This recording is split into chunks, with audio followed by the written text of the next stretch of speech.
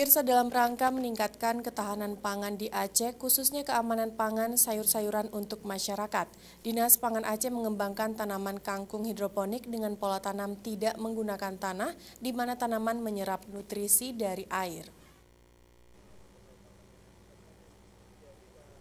Model pengembangan kangkung hidroponik ini sangat cocok dikembangkan di sekitar rumah, khususnya daerah perkotaan yang tidak memiliki lahan khusus. Cukup menggunakan wadah pipa air paralon. Untuk kebutuhan nutrisi bagi tanaman, dialiri air melalui pipa air yang sudah dirakit khusus. Metode tanam seperti ini mempermudah perawatan dan bisa dilakukan oleh siapa saja.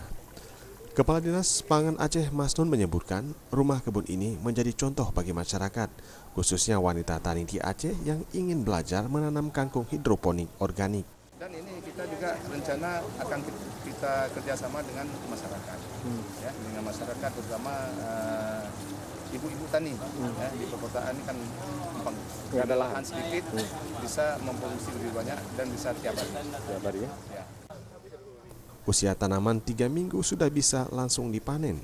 Wadah tersebut bisa digunakan kembali untuk menanam benih baru dan dapat dilakukan secara terus-menerus karena tidak memerlukan pengolahan tanah.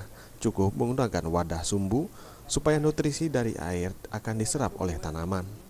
Masnun menambahkan untuk saat ini banyak restoran atau rumah makan yang tertarik mau bekerja sama untuk kebutuhan sayuran, khususnya kangkung, karena aman dikonsumsi dan dikembangkan secara organik dan tidak menggunakan pupuk kimia. 3 minggu. 3 minggu. Nah, 3 minggu udah bisa panen, udah tuh kita tanam yang lain. Jadi nanti rencana kita bergilir nih. Kalau bisa tiap hari bisa panen. Jadi kebutuhannya siapa yang misalnya langganan, konsumsi kita yang berlangganan di sini atau konsumen kita yang berlangganan di sini, ini tiap hari bisa ambil. Bisa ambil. Diharapkan metode tanam seperti ini bisa diadopsi oleh masyarakat luas yang ingin belajar mengembangkan tanaman hidroponik organik di Dinas Pangan Aceh. Tim Liputan Aceh TV.